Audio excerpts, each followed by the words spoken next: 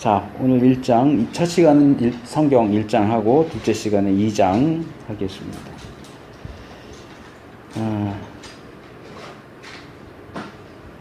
제가 이 책을 한 3년 전쯤에 보고, 이제 오늘 오면서 이제 다시 오늘 할 내용들만 다시 이렇게 읽으면서 왔는데,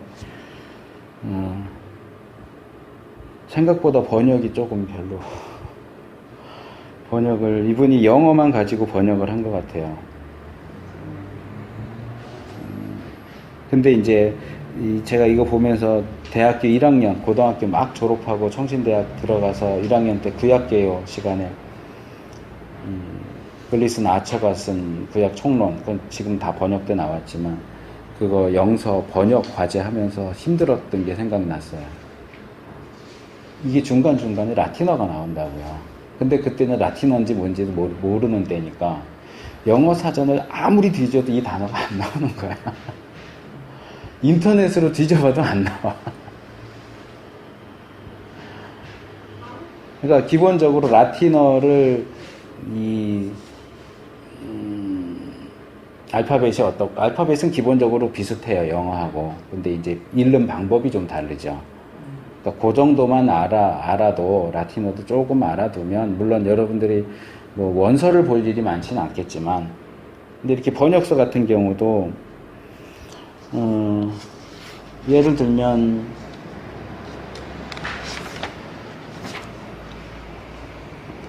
여기 우리 교재 16페이지 보시면 성경의 두 부분에 주어진 구약과 신약이라는 용어에 들어있는 개약, 이제 영어죠. 이게 테스터멘트라는 단어는 그 기원이 라틴어 테스타멘텀을 거쳐 이렇게 돼 있는데, 이게 제일 뒤에 테스타멘툼이에요. 라틴어는 이걸 어로 읽지 않아요. 테스타멘툼 해야 제대로 된 번역인데 이걸 영어식으로 발음을 해버리니까 뭐 모르는 사람은, 그러니까 이걸 라틴어를 영어 발음으로 읽어버리면 사실은 틀리는 거죠. 이런 식의 오류가 오른쪽 페이지도 둘째 단에 인스트루멘툼 이렇게 해야 맞는 건데 텀 이렇게 자꾸 영어식 발음으로 하는데, 라틴어를 모르니까 그냥 영어로 할 수밖에 없겠다라는 생각이 들긴 하지만 아쉬운 거죠. 좀 더 정확하게 번역을 하면 좋을 텐데, 여기도 이제 17페이지 중간 구약의 여섯째 줄 보시면 성문서 The Writings, 요건 번역을 잘했어요. 제가 예전에 어디 갔더니 한 자매가 통역을 하면서 이 말하는 분이 강사가 The Writings 그러니까 문서들 이렇게 통역을 하더라고요. 그렇게 통역하면 안 돼. 이거는 전문 용어거든요. The Writings는 구약 성경을 토라와 네빔과 케투빔으로 나눌 때 케투빔을 라이팅스라고 번역하거든요. 그 앞에 정관사를 붙여서. 그러니까 이것은 the writings 그러면 이건 고유명사예요. 성문서 이렇게 번역을 하는 게 맞아요. 이거를 만약에 문서들 이렇게 번역하면 틀리는 거죠.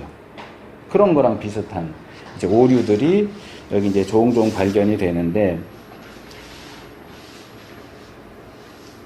여기 처음부터 그래. 지금 바이블이라는 영어 단어는 라틴어를 통해서 전해졌다. 그래서 보니까 아까 여기 제출하신 과제 라틴어를 통해서 전래됐다. 근데 이 바이블은 원래 비블로스라고 하는 헬라어에서 온 단어예요. 그러니까 라틴어는 헬라어 단어를 음역한 거죠. 예를 들면 저 바깥에 사람 많이 태우고 다니는 큰 차를 우리가 버스라고 그래요. 근데 원래 우리 한글에는 버스라는 단어가 없잖아요. 그러니까 영어 버스를 BUS를 한글로 비읍 시옷 이렇게 해가지고 버스 음역한 거잖아요. 아니면 뭐 큰 차 뭐 이렇게 하든지 의미를 만약 한다면, 근데 그냥 음역을 하잖아요. 그럼 버스는 우리나라 말이 아니에요. 한글로 쓰더라도 그건 영어죠. 그러니까 라틴어로 하면 비둘 이렇게 될지 모르겠지만 이거는 사실은 음역이고 원래는 그리스어에서 나온 거예요. 제일 밑에 단락 보시면 비블리아의 단수 비블리온은 비블로스의 축소형이다. 이것은 원래 파피루스에 쓰인 문서들을 가리키는 말인데 실제로는 모든 종류의 문서를 의미했다. 그러니까 원래 이게 이집트 지역의 갈대죠. 갈대인데 이렇게 사각형으로 되어 있는, 갈대가 우리가 알고 있는 갈대는 동그랗잖아요. 근데 이제 이 파피루스 갈대는 사각형 형태거든요. 줄기가. 그러니까 그거 이렇게 펴갖고 다져가지고 종이처럼 이제 쓰고, 그렇게 해서 만들어진 그 용지를 비블리온이라고 부른 거예요. 그러다 보니까 그것이 그렇게 해서 거기다 글씨를 써서 만든 문서 또는 그것을 묶은 책, 이제 이건 보통 이제 코덱스라고 부르는데, 그런 책도 비블로스라고 이제 부르는 거고, 이게 이제 라틴어를 거쳐서 영어로 오면서 바이블이라고 하는 명칭으로. 독일어에서는 비벨 그래요. B-I-B-E-L. 스페링이 조금 다르고 이제 발음이 좀 다르죠. 근데 다 똑같이 그리스어에서 나온 거예요. 그러니까 사실은 바이블은 성경이 아니고 그냥 책이라는 뜻이에요.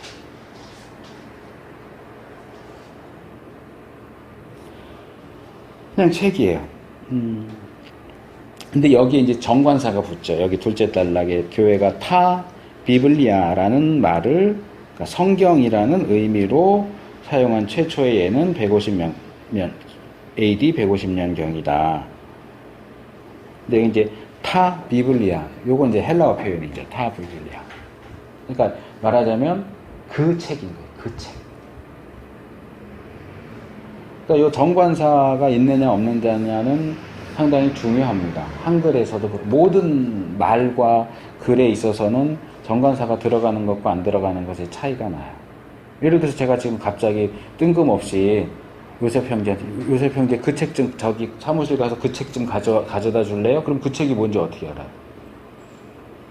근데 그렇게 그 책 이렇게 만약에 한정지어서 정관사를 붙여서 그 책 할 때는 이미 앞에 뭔가 얘기를 할 때 그 책에 대한 얘기가 나온 거예요. 나왔기 때문에 정관사를 붙여서 말하자면 앞에서 얘기했던 그 책 이렇게 되는 거죠. 근데 이제 이게 기독교 역사 속에서는 그 책이라고 할 때는 기독교 안에서 그 책이라고 불릴 만한 책은 성경 하나밖에 없는 거예요. 그러니까 이제 그것이 원래 문자적인 의미로는 그 책인데 이것이 이제 성경이라는 의미로 사용이 되는 거죠. 그래서 이제 교회사에서 그런 표현들 보셨을지 들으셨을지 모르겠는데, 교회 역사 속에서 위대한 신앙의 인물들 가운데는 종종 책의 사람이라고 하는 표현으로 불리는 경우가 있어요. 책의 사람. 그러니까 책의 사람이라는 건 뭐냐면 성경의 사람이에요. 그러니까 성경에 헌신하고 성경 말씀에 집중하는 그런 사람을 책의 사람. 그러니까 정확히 말하면 그 책의 사람이죠. 그러니까 사실 믿는 우리 모두는 그 책의 사람이 되어야 돼요. 그래서 제가 여기도 이제 중간에 나오는 좀 왔다 갔다 할게요. 이거 그냥 순서대로 다 하기는 어려우니까 2장에 보면 30페이지에 보세요. 그림이 하나 나와 있어요. 그림이 나와 있고 그 밑에 설명이 있죠. 빈센트 반 고흐가 그린 성경. 정확하게는 성경이 있는 정물. 정물화 있잖아요. 사물화, 정물화. 성경이 있는 정물이라고 하는 제목의 그림입니다. 먼지가 내려앉은 성경 앞에 에밀 졸라가 쓴 삶의 기쁨이라는 책이 놓여 있다. 성경에 비해 그 책에는 잔뜩 손때가 묻어 있다. 오늘날 성경은 일반 문학서들보다 못한 것으로 전락하고 있다. 여기서 제가 두 가지를 말씀을 드리고 싶은데요. 이제 제가 처음 이 책을 읽었을 때는 그냥 넘어갔는데 제가 오늘 읽으면서 이게 눈에 확 들어왔어요. 이 그림과 이 설명이.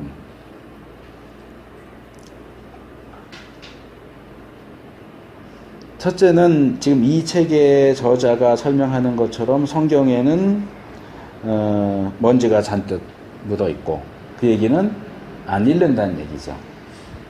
그리고 그 앞에 있는 에밀 졸라라고 하는 여성 작가가 쓴 책, 얘는 손때가 잔뜩 묻어 있다는 무슨 뜻일까요?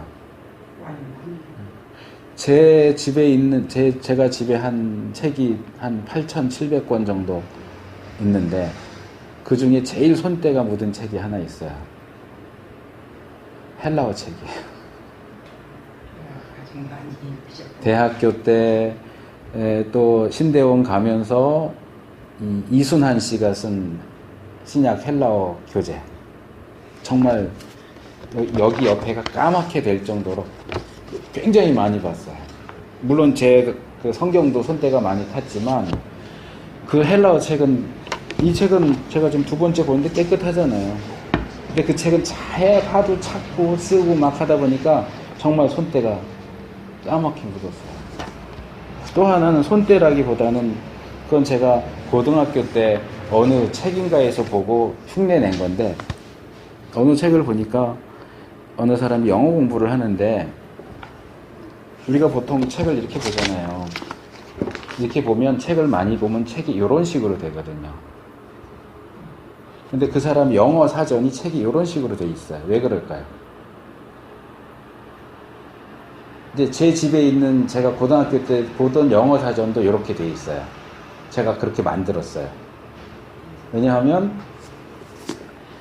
영어 저기를 보다가 모르는 단어가 나오면 사전을 찾잖아요. 이렇게 안 찾는 거예요. 이 손에 쥐고 이렇게 찾는 거예요. 계속 왼손으로만 찾으니까 이게 책이 방향이 오른손으로 보는 거하고 방향이 반대로 오는 거예요. 그 책도 손때가 많이 탔어요. 여기 옆에가 다 달았어요. 근데 이제 문제는 이 에밀 졸라라고 하는 이 여성 작가는 기독교인이 아니에요. 반기독교인이에요. 그러니까 결국 이 그림은 성경은 먼지가 자욱하게 앉을 정도로 안 보고 펼쳐놓기만 하고 안 보는데 이 반기독교적인 작가가 쓴 이 책은 정말 책이 닳도록 열심히 봤다. 그러니까 뭐 말하자면 고흐가 이 그림을 통해서 전달하고자 하는 게 뭐냐? 사람들이 하나님의 말씀인 성경보다 이런 일반적인 문학서들, 수필 이런 것들을 훨씬 열심히 본다. 성경의 가치가 너무 떨어졌다. 이게 이제 이 사진에 대한 설명인 거예요. 우리가 이제 이 과목을 쭉 배우다 보면 뭐 성경 번역 역사에서도 우리가 생각할 것이 많이 있고 우리가 가지고 있는 성경이 우리 손에 현재의 형태로 들어오기까지 얼마나 대단한 하나님의 역사가 있었는가. 얼마나 많은 사람들의 희생과 헌신과 순교와 피와 땀이 거기 있는 것인가. 여긴 지금 단순히 책만 비교하고 있지만 엊그제 제가 이제 요즘엔 한 달에 한 번 모이는데 목사님들 모임 가서 얘기하다 보니까 한 목사님이 무슨 얘기를 하다가 무슨 그 누구 있잖아 막 그런 얘기하는데 뭐 어느 프로에 누가 저는 저희 집엔 TV가 없어서 몰라요. 그랬더니 저희는 지금 TV 없앤 지가 한 10년 넘었거든요. TV가 없어요. 근데 이제 그 목사님은 이제 TV를 이제 종종 보니까 어느 프로에 누가 나왔는데 개 얘기가 나와가지고 개를 뭐 여러 키우더라, 뭐 고양이를 키우더라, 뭐 이렇게 얘기하다가 저는 TV가 없어서 무슨 프로인지 누군지 몰라요. 이랬더니 내가 아는 한 목사님은 얘기하다 보니까 7시 드라마, 8시 드라마, 9시 드라마를 다 꿰고 있더래요. 목사님인데. 그러니까 늘 보는 거예요. 그래서 제가 한마디 했어요. 그런 목사님은 설교할 때도 드라마 얘기하겠네요.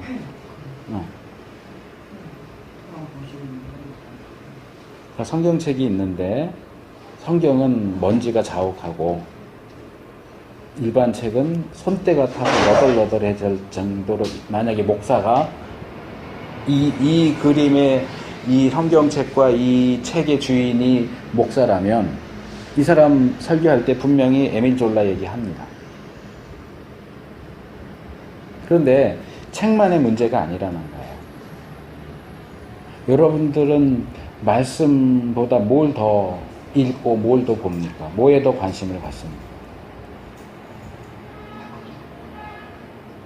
말씀을 읽는 사람이 말씀보다 다른 책을 더 드라마 읽고 추리소설 읽고 뭐 판타지 소설 읽고 영화 보고 드라마 보고 쇼핑 프로에 푹 빠져 본다. 하나님의 말씀입니다. 하나님의 말씀입니다. 우리가 하나님 말씀을 가치를 쳐주지 않는 거예요. 뭐 그렇다고 하루 종일 성경만 들여다봐라 그 얘기는 아니지만 우리가 하나님 말씀의 가치를 얼마나 인정하고 있는가를 좀 생각해 볼 필요가 있다는 거예요. 둘째로 이제 제가 예전에 뭐 성경과 관련된 과목을 할 때도 그렇고 또 그 외에 다른 내용을 할 때도 해석학 할 때도 그렇고 했지만 제가 이제 어떤 본문을 이렇게 해석하고 이렇게 풀어갈 때 두 가지를 배우세요 그러잖아요. 하나는 이 본문을 어떤 의미인지에 대한 것도 배우시고 둘째로는 이 본문의 의미를 밝혀내기 위해서 어떠한 과정을 거치는가 어디도 뒤져보고 여기도 뒤져보고 저기도 뒤져보고 그것을 어떻게 비교하고 어떻게 조합해서 평가를 내리고 최종적으로 이 본문이 의미하는 것은 이겁니다 라고 결론을 내리는지 그러니까 잡아주는 고기도 가지지만 고기를 잡는 법도 배워라. 성경 본문을 풀어주는 것도 배우지만 어떻게 본문을 푸는지 그 방식도 배우세요 하는 얘기를 제가 몇 번 했었거든요. 이 경우도 마찬가지예요. 제가 이걸 보고 이거 참 좋다 해서 이렇게 제 여기 메모장에다가 그림도 다운받아서 넣고 설명도 이렇게 쳐놨어요. 그리고 궁금해졌어요. 이 그림을 찾느라고 이렇게 하면서 다른 사람들은 이 그림에 대해서 뭐라고 얘기를 하지? 그 뒤져봤어요. 제가 시간이 없어갖고 2개만 봤는데 한 사람은 아마도 이런 그림을 올리면서 거기에 대한 이제 설명 같은 거를 계속 자기 블로그에 올리는 것 같더라고요.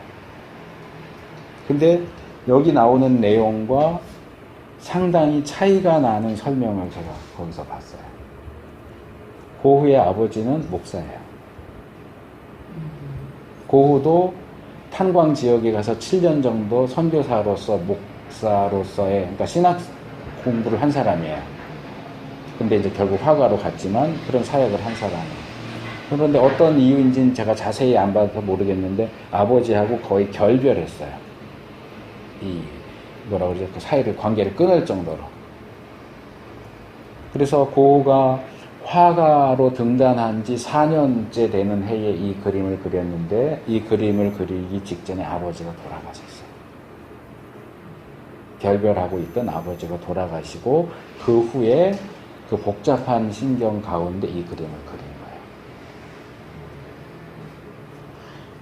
거예요. 이 그림은 지금 희미하지만 이제 이게 이제 큰 유화면 좀 클 거 아니에요. 그러니까 거긴 보면 나오는데 이 성경책이 펼쳐진 곳이 이사야 53장이에요. 고난의 종에 대한 얘기죠. 그러니까 어떤 아버지에 대한 것 또는 기독교에 대한 것 이런 어떤 고난에 대한 이야기가 거기 들어가 있는 거고 이 책하고 이 성경만 얘기했지만 그 뒤에 오른쪽 뒤에 보면 촛대가 있어요. 근데 촛불이 꺼졌어요.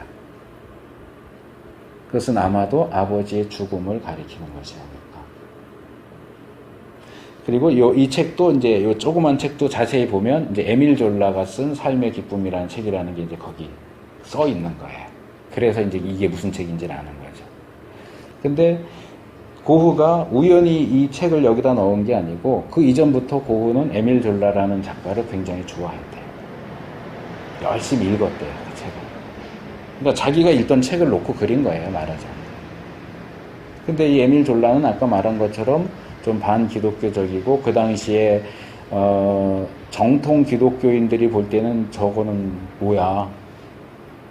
말하자면 요즘 정통 기독교에서 동성애 얘기하는 사람 손가락질 하듯이 그런 사람인데 이 사람에 대해서 좋게 생각하고 계속 그 책을 반복해서 읽은 거예요. 근데 이제 그 블로그에 글을 쓴 사람은 뭐라고 거기다 설명을 덧붙이냐 하면, 이 에밀 졸라가 반기독교적인 입장이긴 한데 그 여자가 쓴 소설이나 이런 데 보면 대표적인 소설이 탄광에 대한 소설이 있대요.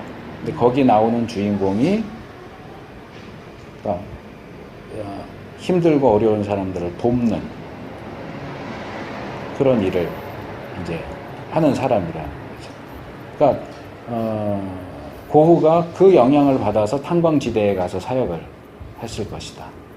그러니까 결국 에밀 졸라는 반기독교적인 입장을 취하기는 하지만 거기서 메시지를, 기독교적인 메시지를 뽑아낸다면 너의 신앙을 삶으로 증명해 보여요. 그러니까 이제 그런 여러 가지 복합적인 메시지가 여기 들어가 있다. 그래서 제가 지금 아까 막 오기 전에 여기 있는 데서 막 검색을 해봤어요. 여기 부천역 가면 그 앞에 알라딘 중고서적 하는 데가 있어요. 그 지하에. 고흐의 하나님이라는 책이 있어요. 제가 보진 않았는데 그 책이 있으면 이따 갈 때 사가야지. 좀 봐야지 그랬는데 없더라고요. 그러니까 고흐는 저희 작은 딸도 되게 좋아해서 고흐에 대한 책 몇 권 이렇게 사서 놓고 보는 것 같은데 굉장히 우리가 좀 그림 같은 거 그런 것들 또 신앙적인 측면에서 좀 일단 이제 다르게 말하면 인문학이죠. 요즘 그게 이제 이슈예요. 이 기독교 안에서도 기독교를 어떻게 인문학적으로 볼 것인가. 그러니까 뭐 그게 꼭 좋은 것만은 아니고 좋은 것도 있고 안 좋은 면도 있긴 하지만 우리가 좀 넓게 성경을 볼 때도 인문학에서는 또는 자연과학에서는 어떻게 말하는가 이런 것들을 참조해서 볼 때 우리의 사고가 넓어지거든요. 그래서 저는 이거 보면서 막 책 읽다가 여기에 꽂혀가지고 막 이 사진 인터넷에서 찾아가고 다운받고 고흐 책 막 검색하고 그래서 좀 그림에 대한 거 좀 봐야 되겠다. 그 번역도 나온 지 좀 됐는데 미국인가 그 웬디라고 하는 수녀가 이제 그림 읽어주는 웬디 수녀와 함께 보는 명화인가 뭐 그런 책도 이렇게 나온 게 그건 저도 이제 집에 있어서 한번 봤는데 세계적인 명화 해놓고 이게 누가 그랬는데 어떤 상황에서 어떻게 그렸고 이 그림이 주는 메시지는 뭐 이제 이런 거 설명 미술적인 부분도 있고 그런 거 하는 책들이 꽤 많아요. 꽤 많은데 어쨌든 신앙적인 측면에서 이렇게 보면 우리 나의 신앙의 성숙을 위해서도 경건을 위해서도 또는 내가 가르치는 사람들한테도 이 그림 한번 봐라 어떠냐 이런 식으로 해서 시청각 교육처럼 하는데도 도움이 많이 될 수 있고요. 그리고 이제 제가 방법론에서 말씀드리는 이렇게 자 그림이 있는데 여기다 설명이 있어요. 그러면 우리는 보통 이 그림은 이렇구나 여기 있는 설명에 따라서 이 그림은 이렇구나라고 생각을 고정시켜요. 그러면 안 돼요. 이 그림에 대한 다른 설명도 찾아보셔야 돼요. 이 사람은 뭐라고 말하는지 저 사람은 뭐라고 말하는지 혹시 이 그림을 그린 고흐가 자기가 그린 이 그림에 대해서 뭐라고 코멘트한 게 있는지 이게 연구예요. 그러니까 성경 본문도 어느 목사님이 설교하면서 이거는 이 본문은 이런 뜻입니다. 그러면 아멘하고 끝 하지 말고 다른 주석에서는 뭐라고 하는지 원문으로는 어떻게 되는지 이렇게 계속해서 연구하는 자세와 태도를 갖는 게 굉장히 중요해요. 그래서 내 결론을 내려야 돼요. 이게 이제 내 결론을 내리는 건 사실은 쉽지는 않아요. 그거는 이제 저도 잘 알아요. 근데 제가 계속 그래서 숙제를 내는 거예요. 근데 이번에는 책이기 때문에 중요한 내용들을 익히기 위해서 제가 요약하십시오 그랬잖아요. 근데 성경 같은 거 할 때는 은혜 받은 거 쓰고 이해 안 되는 거 쓰고 이렇게 그런 내 생각을 자꾸 쓰도록 하는 것이 그 훈련이에요. 근데 이제 제가 그동안 뭐 이사도 겹치고 막 바빠가지고 지난 학기하고 지지난 학기 것 저기를 정리를 다 못 해갖고 이제 엊그저께 학과를 다 했어요. 또 다 이제 뭐 질문 같은 거는 제가 대충 답도 쓰고 해갖고 이제 아까 드린 건데 어느 분은 아무리 봐도 모르겠어요. 뭐 여기에 대해서 뭐라고 얘기하라고 그러는데 뭘 얘기해야 될지 모르겠어요. 이 책 이 부분이 뭘 얘기하는 건지도 모르겠고 내가 뭘 얘기해야 되는지도 모르겠어요. 그 이해해요. 아니 뭐 생전 처음 개론서를 보는데 그걸 보는데 이해가 되면 천재죠. 그러니까 그게 되려면 구약 개론서를 최소한 3권 이상 봐야 되는 거예요. 제가 교회에서 뭐 수련회나 이런 특강할 때 3권 이상 책 보십시오 하는 거랑 똑같은 거예요. 그러니까 뭐 신명기에 대해서 설명이 나왔는데 뭐가 뭔지 하나도 모르겠다. 그러면 이거 읽고 그 다음에 신명기에 대한 또 다른 개론서도 또 한 번 읽고 또 다른 책도 보고 하면 일단은 비교가 되잖아. 아, 이 사람은 이 부분에 대해서 하얗다고 얘기하는데 저 사람은 까맣다고 얘기하네. 또 다른 사람은 회색이라고 얘기하네. 근데 이 개수를 넓혀가면 이 사람 까맣다고 그랬는데 저 사람도 까맣다고 그랬네. 그럼 이렇게 나눌 수 있잖아. 이 흰색 쪽에 가깝다고 하는 사람, 검은색이라고 하는 사람, 회색에 가깝다는 사람. 그리고 이렇게 보면 왜 흰색인지 설명할 거 아니에요. 왜 회색인지 설명하고 왜 검은색인지 설명할 때 이렇게 보고 근거를 찾아보고 하면서 보니까 누구 말이 제일 객관적이고 고집 안 부리고 타당해 보인다. 그럼 그걸 내 걸로 선택을 하는 거예요. 그럼 그 과정에서 이 책에서는 이 사람이 흰색이라고 그랬는데 내가 볼 때는 또 다른 누구누구도 그렇게 하는데 이러이러한 이유 때문에 이게 흰색이 아니고 검은색이라고 봐야 한다. 하는데 나도 그게 맞는 것 같아. 이렇게 이제 얘기를 할 수가 있는 거지. 한 권만 봐갖고선 얘기할 수가 없어요.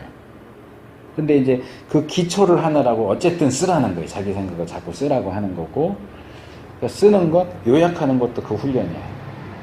그렇게 해서 자꾸 비교하고 하면서 완벽할 수는 없지만 어쨌든 나의 소리를 낼 수 있어야 돼. 내 생각. 나는 꼭 기존에 얘기하던 것을 반대해야만 되는 건 아니에요. 거기에 찬성할 수도 있어요. 근데 그냥 무조건 누가 그랬으니까 찬성이 아니고 내가 정말 살펴봤더니 그렇더라. 그래 나도 그렇게 생각해. 또 기존에 이렇게 다 그렇다고 이야기가 됐는데 내가 알아보니까 그게 아니더라. 이러해서 이게 아니다. 이게 맞다. 이런 자기의 그 생각을 내세울 수 있어야 되고 그런 과정 속에서도 우리의 생각이 고정되면 안 돼요. 내가 결론을 내렸어요. 이 그림에 대해서. 여기 있는 내용으로 결론을 내렸던 다른 내용들을 참고해서 결론을 내렸던 근데 이미 결론을 내렸는데 우연히 뭐 이렇게 하다 보니까 이 그림에 대한 또 다른 설명을 봤는데 이게 더 괜찮아 보여. 그럼 어떻게 해요? 대부분의 경우는 내가 이미 결론을 내렸기 때문에 그거를 무시하려고 그래요. 그러면 안 된다고. 열려 있어야 돼. 내가 이미 결론을 내렸어도 내가 내린 결론보다 더 타당한 것이 주어진다면 오케이 하고 수용할 수 있어야 돼. 이게 열린 마음이에요. 그러니까 뭐든지 다 받아들이는 게 열린 마음이 아니고 이렇게 망을 해서 걸러내야 되는 거예요. 걸러내면서 보고 내가 가지고 여지까지 가져온 신앙과 내 경험과 성경과 신학과 그 모든 것들을 다 총동원해서 걸음망을 만들고 통과하지 않는 건 무시하면 돼. 이건 말도 안 돼. 무슨 좀 제가 지난번에 어디 갔다가 재밌는 걸 자꾸 딴 얘기하게 되는데 다윗이 골리앗과 싸우러 나갈 때에 막대기와 물매 그리고 조약돌 5개인가를 가지고 갑니다. 근데 분명히 원문에도 보면 막대기 하나입니다. 막대기 하나. 단수형입니다. 막대기 하나와 물매를 가지고 나오는데 골리앗이 다윗이 자기 앞에 나오는 거 보면서 야 내가 개인 줄 아냐? 너 왜 막대기들을 해갖고 복수로 나와요. 그래서 한 분이 이제 제가 성역공부 인도하는데 가서 이렇게 보니까 어떤 분이 외국 분이 다윗을 통해서 본 뭐 경영, 뭐 성장 뭐 이런 내용을 썼더라고요. 그래서 저는 그런 종류 책 되게 싫어하거든요. 그래갖고 이런 건 좀 별론데요. 그랬더니 이제 그 책을 읽으신 집사님이 여기 이런 질문할 게 있는데 여기 이런 게 있어야 하고 질문을 몇 개 했는데 그 중에 하나가 그거예요. 그 책의 저자는 제가 알기로는 성경을 뭐 전문한 사람도 아니고요. 경영하는 사람이에요. 근데 아주 기가 막힌 해석을 해놨어요. 저는 거기에 동의하진 않아요. 골리앗은 그냥 우리 그냥 거인이라고 생각하잖아요. 근데 그 사람 뭐라고 주장하냐면 골리앗은 말단 비대증 환자였다. 그러니까 말단 비대증이 소위 말하는 거인병이에요. 그 증거가 뭐냐? 바로 그 구절이에요. 다윗은 분명히 막대기 하나를 들고 나갔는데 골리앗은 다윗을 보고 막대기를 여러 개 갖고 나왔다고 말을 한다. 말단 비대증의 증세 중에 하나가 시각이 약해지는 거다. 그러니까 하나 갖고 나왔는데 이게 두 개로 보이는 거예요. 그래서 이제 처음에는 별 생각 없이 이게 뭐 번역에 문제가 있던가 뭐 그럴걸요. 그리고 원문을 찾아봤더니 다윗이 나갈 때는 분명히 막대기 하나인데 골리앗은 막대기 들이라고 복수로 얘기를 해. 원문에 그렇게 돼 있어요. 이 사람이 원문을 확인한 건 아니고 영어 성경 가지고 했겠지만 그리고 이게 뭐지? 저도 생전 처음 듣는 얘기라 갖고 그리고 주석을 저한테 있는 건 다 찾아봤어요. 이 막대기 들에 대한 설명을 하고 있는 게 딱 하나밖에 없어요. 주석이. 다른 주석은 이 문제를 다루질 않아요. 관심이 없어요. 하일델리치인가 거기에서만 하일델리치인가 랑겐가 이건 사본상의 오류다. 단수형이어야 되는데 복수형으로 잘못 쓴 거다. 이렇게만 설명하고 넘어가요. 그리고선 어느 주석도 일단 제가 갖고 있는 한 10가지가 넘는데 사무엘상 주석을 다 뒤져봤는데 아예 언급도 안 하고 대부분 전혀 언급을 안 해요. 이 부분에 대해서. 우리 쪽에서 가장 표준이라고 보는 WBC 주석에도 언급이 안 나와 있어요.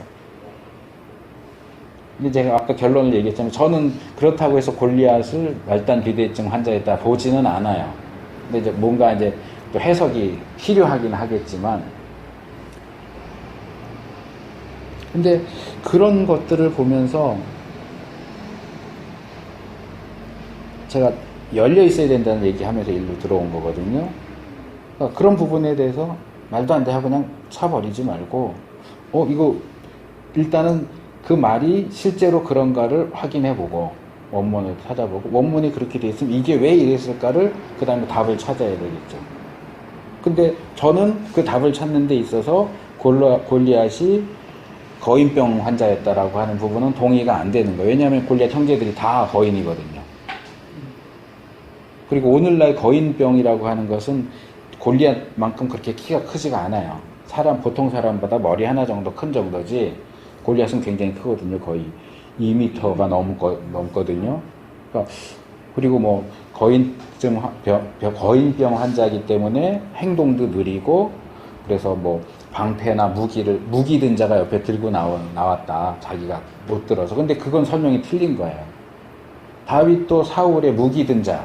이게 원래 대장은 자기 무기를 갖고 다니지 않아요. 옆에 쫄병이 갖고 다니는 거예요. 그게 이제 배경적인데 그 사람은 그걸 모르니까 이게 거인병이라서 힘도 별로 없고 등치만 크지. 그래서 무기도 딴 사람이 들고 다녔다. 이렇게 설명을 하는데 그 설명 틀리거든요. 그러니까 여러 가지 면들을 볼 때 그 사람의 거인병에 대한 설명은 오케이 할 수가 없어요. 근데 다른 걸 다 뒤져도 거기에 대한 설명이 안 나와. 이게 이제 제가 좀 관심을 두고 더 찾아봐야 되겠다라고 생각을 해요. 그러니까 이 부분에 대해서 열려 있어야 돼. 이게 뭔가 다르구나. 내가 기존에 알고 있었던 게 다른 게 있구나 하면 열어놔야 돼. 닫으면 안 돼. 무슨 말도 안 되는 소리, 그리고 무시해버리지 말고 일단 눈에 띄었으니까 찾아봐야죠. 그거 하는 말은 거인병은 눈이 흐려진다. 그래서 어쨌든 처음 듣는 소리. 그러니까 저도 그 책에서 처음 봤어요. 어쨌든 그래서 이 책도 그렇고 성경의 기원 우리가 이 책을 교재로 쓰지만 제가 참고 도서도 몇 개 이렇게 해드렸잖아요. 가능하면 다른 책들도 보세요. 그래야 비교가 된단 말이에요. 생각을 하게 되고 그러니까 저는 이미 이제 그런 요소를 어느 정도 갖췄기 때문에 이렇게 보면서 여기 이거 번역이 틀리게 됐습니다. 이거는 틀립니다라고 얘기를 하는 게 제가 천재라서 그런 게 아니고 다른 자료들과 비교해 보니까 어느 것이 옳은지 어느 것이 그른지를 어느 정도 볼 수 있다는 거죠. 그 이제 THM, PhD 과정 이렇게 하면서 보니까 제가 신대원 MDB 할 때만 해도 뭐 세계적인 구약학자 누가 그랬어? 그러면 그냥 아멘이죠. 근데 지금은 안 그래요. 뭐 우리 저를 가르쳤던 교수님이 배운 그 위에 교수가 얘기해도 이렇게 볼 때 아니면 이건 아닌데 그전에는 엄두도 못 냈죠. 감히 세계적인 학자가 얘기했는데 무슨 아닌 데가 어딨어. 근데 이렇게 골고루 이렇게 보고 연구하고 하다 보니까 아닌 게 보이는 거예요. 할 말이 생기는 거예요. 네. 그러니까 자꾸 보셔야 돼요. 자, 그래서 다시 옵니다. 여기 같은 경우도 13페이지를 못 넘어가네. 다니엘이 책을 통해서 예레미야에게 알려준 연수를 깨달았다라고 하는 구절을 얘기하면서 여기서 언급되는 책은 구약의 예언서 전체를 가리킨다. 아니요. 예레미야서죠. 이 F.F. 브루스가 굉장히 원래 신약학자거든요. 이 사람은 구약에 대한 책들도 종종 쓰긴 하지만 복음주의의 대가 학자인데 이게 번역의 잘못인지 이분이 잘못 썼는지 모르겠는데 구약 예언서 전체 아니에요. 예레미야서죠. 포로 잡혀가서 70년 만에 돌아온다는 얘기는 예레미야서밖에 나오지 않아요. 거기 있는 것처럼 다니엘이 이 선지자 예레미야에게 알려주신 연수를 예레미야가 쓴 책을 통해서 배운 건데 그걸 왜 뜬금없이 구약 예언서 전체라고 이렇게 얘기하면은 안 되죠. 틀리죠. 그러니까 제가 아까 이제 책을 꼼꼼하게 읽어보면 좋은데 하는 게 이제 이런 것들이에요. 이런 것 세세하게 보면서 하나하나 이렇게 배워가면 더 좋긴 한데 우리가 그럴 만한 시간은 없으니까 자, 좀 속도를 내겠습니다. 14페이지 넘어오면 이 성경을 가리키는 표현들 이게 다 헬라어입니다. 그냥 영어 발음으로만 써놨는데 하이그라파이, 타 그람마타, 엔타이스 그라파이스, 텐 그라펜 타우텐, 타 히에라. 요게 다 원래 의미는 다 달라요. 예를 들어서 하이그라파는 기록, 타 그람마타는 성서라고 번역했는데 성서가 아니고 이 그람마가 우리 영어 문법 배우잖아요. 문법이 그람마잖아. 그람마. 이게 헬라어 그람마에서 나온 거예요. 그람마 타는 이제 복수형이고, 그러니까 타는 정관사니까 뭐 문자 원래는 문자라는 뜻이에요. 문자, 문법, 문서 뭐 이런 건데 성서가 아니고. 뭐 그라파 이건 다 쓰여졌다는 거고 히에라는 그 거룩한 거죠. 그 거룩한 것. 타히에라. 근데 이게 다 성경을 가리키는 의미로 사용됐다. 이거 이제 문자적인 의미는 다 조금씩 차이가 나지만 그냥 묶어서 말하면 그거예요. 그 책. 기독교 안에서의 그 책. 그래서 그 책은 뭐냐? 성경이다. 근데 우리가 이제 구약 신약 66권의 성경을 받아들이고 뭐 다 그럴 거라고 생각하지만 실제로 세계 교회를 보면 모든 교회가 다 66권을 인정하는 건 아니다. 시리아 교회의 전부는 아니고 시리아 교회의 어떤 분파들은 그러니까 뭐 말하자면 이런 거죠. 한국 교회에 있는 성결교파는 뭐 예를 들자면 이렇게 한 분파는 베드로후서와 요한 2서, 3서, 유다서, 요한계시록을 신약에 포함시키지 않는다. 그러니까 이 교회, 이 분파는 제가 볼 때는 역사가 오래된 교회예요. 왜냐하면 우리가 신약 정경에서 배우겠지만 여기 나오는 요 책들이 가장 뒤늦게 신약 정경으로 들어왔어요. 정경으로 인정됐어요. 그러니까 이 시리아 교회의 이 분파는 그 이전 전통을 따르는 거죠. 베드로후서, 베드로전서까지는 베드로가 쓴 거 맞는데 베드로후서는 베드로가 썼는데 좀 애매해. 좀 지켜보자 하는 입장이 계속 내려오는 거예요. 근데 그 이후에 베드로후서도 베드로가 썼어 해서 이제 인정을 받으면서 신약 정경으로 들어오는데 이 전통은 그 전의 전통. 로마 가톨릭 교회나 그리스 정교회는 구약과 신약 외에 중간에 외경을 또 인정을 하죠. 그래서 이렇게 차이가 나는데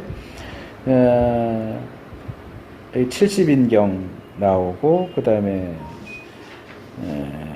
70인경이 우리가 가지고 있는 성경의 기본적인 그 틀을 똑같이 따르고 있는 거고요. 그 다음에 에티오피아 성경에는 제1에녹서와 희년서, 요건 위경이라고 할 수 있는데 외경도 아니고 위경인데 그 자기들의 성경에 그것을 포함시키고 있다. 이렇게 조금 구체적으로 들어가 보면 교회별로 정경을 인정하는 기준이 조금씩 다르다. 근데 이제 일반적이고 보편적인 것은 구약 39권, 신약 27권 해서 66권. 특별히 우리 개신교는 그렇다. 그래서 오직 성경만이 교리와 실천의 문제에서 최종적인 판단의 근거가 된다 하는 거고요. 두 가지 언약 넘어가서 테스타멘툼 이 라틴어고 그리스어로는 디아테케라고 그랬는데 디아데케예요. 데케. 헬라어 아직 안 배우셨나요? 배웠는데. 아, 배우셨어요? 네, 올해 말고 작년. 네. 헬라어에 보면 세타 있죠. 세타. 그 영어 발음 번데기 같이 생긴 거. 우리가 하나님 할 때 약자 쓰는 거. 이게 데우스잖아요. 데우스. 테오스가 아니잖아요. 요 TH가 그 세타인데 이것도 영어식으로 그냥 읽으니까 디아테케라고 하네. 디아테케가 아니에요. 디아데케예요. 근데 여기 뭐 계약보다는 언약이다 그러는데 이것도 좀 설명이 납득이 안 가는 설명인데 계약이나 언약이나 사실은 같아요. 같은 의미예요.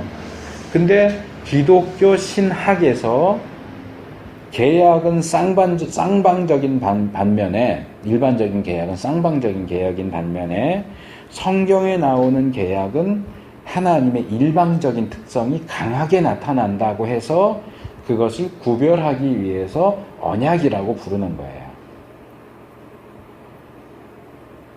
전에도 얘기한 것 같은데 그래서 계약이나 언약이나 사실은 그냥 단어로 치면 같은 동의어예요.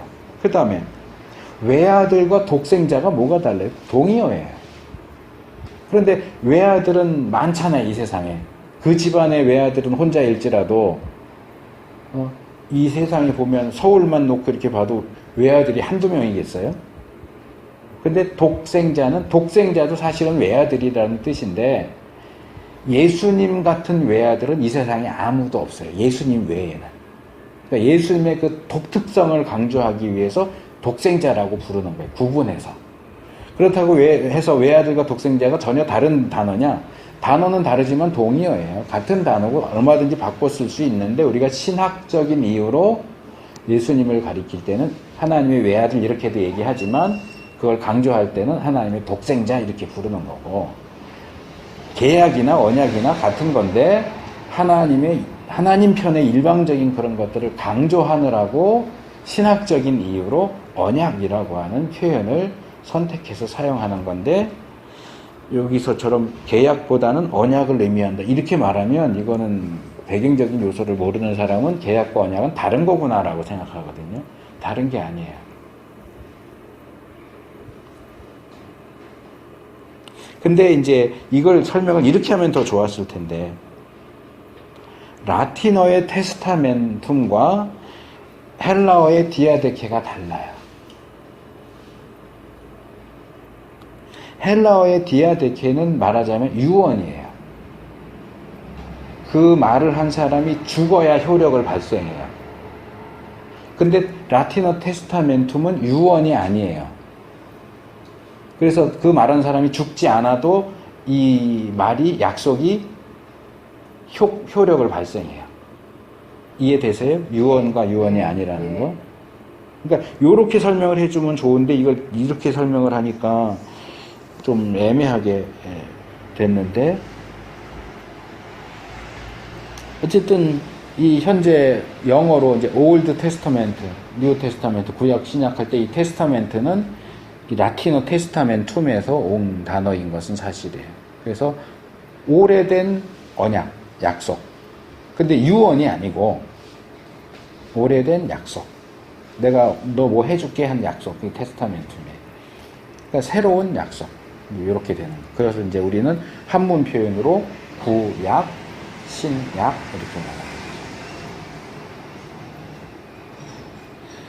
나가요. 여기 오른쪽 페이지 위에 단락 제일 밑에 왜냐하면 성경의 그 두 부분은 그 용어가 갖고 있는 일반적 의미에서의 계약이 아니기 때문이다. 이게 이제 성경 구약 신약도 계약은 계약인데 일반적인 계약처럼 쌍방적인 것이 아니고 하나님의 일방적인 면이 강한 그런 계약이다. 그 얘기를 지금 이렇게 표현을 하는 거예요. 쌍방적인 계약이 아니다. 언약이다. 이제 그 얘기죠. 자, 구약은 율법서, 예언서, 성문서로 나눠지고요. 이건 뭐 예전에 제가 얘기했던 거기 때문에 그냥 넘어갑니다. 모세오경, 정기예언서 4권, 후기예언서 4권, 성문서. 그래서 24권. 내용은 똑같아요. 요세푸스는 22권 이렇게 하는데 역시 똑같아요. 요세푸스 같은 경우에는 룻기하고 사사기를 한 권으로 치고 예레미야와 예레미야 애가를 한 권으로 치니까 2권이 빠져서 22권이라고 얘기하는 거고요. 이 책들이 어떻게 이렇게 됐는지는 추적하는 것은 불가능합니다. 18페이지 셋째 줄. 이 책들이 형성된 단계로 간주되기도 하지만 증거는 없다. 근데 그럴 가능성이 굉장히 높아요. 증거는 없지만 쓰여진 시기가 그렇기 때문에. 그다음에 70인역, 그러니까 히브리 성경을 예수님 오시기 전에 BC 뭐 한 100년 이내에 알렉산드리아에서 헬라어로 성경을 번역을 하죠. 그러면서 그 히브리 성경의 배열을 완전히 다 뒤집어 엎었어요. 그게 오늘날 우리가 가지고 있는 성경의 배열하고 똑같아요. 그래서 기본적으로 말하면 주제의 유사성 또 연대적인 순서에 따라서 다시 배열을 한 겁니다. 그리고 여기도 또 오류가 나오는데 셋째 단락 밑에 제일 밑에 보면 역대기 저자의 작품은 역대기, 에스라 그리고 느헤미야의 순서로 실려 있다 그러는데 이 얘기는 무슨 얘기냐면 역대기와 에스라와 느헤미야가 다 역대기를 쓴 사람이 썼다는 의미예요. 근데 아니에요. 역대기야 역대기 기자가 썼겠죠. 누군지 모르겠지만. 근데 에스라, 느헤미야서도 역대기 기자가 썼다는 것은 소수의 학자들이 하는 주장이지 정론이 아니에요. 결론이 내려진 게 아니에요. 근데 여기서는 지금 마치 결론이 난 것처럼 역대기 저자의 작품 3개가 다 이렇게 되어 있다 이렇게 얘기하는데 이것도 좀 섣부른 표현이죠. 구약의 말씀은 강력한 행위와 예언적 말씀이라는 두 가지 방식으로, 그러니까 사건과 말씀. 이건 신약에 와도 마찬가지. 예수님의 사역이 어떻게 해요? 말씀과 이적, 행위 두 가지로 이렇게 진행되는 것도 똑같은 거죠. 구약에서도 행위와 말씀으로 진행됩니다. 아주 밀접하게 연결이 되어 있고 20페이지 넘어오시면 셋째 줄 이와 같은 상호작용이야말로 역사와 예언을 이렇게 긴밀하게 섞고 있는지를 설명해 준다. 그리고 하나님의 강력한 행위, 하나님의 예언적 말씀 플러스 성경에는 인간의 반응도 기록하고 있다. 셋째 단락. 인간의 반응은 순종과 불순종으로.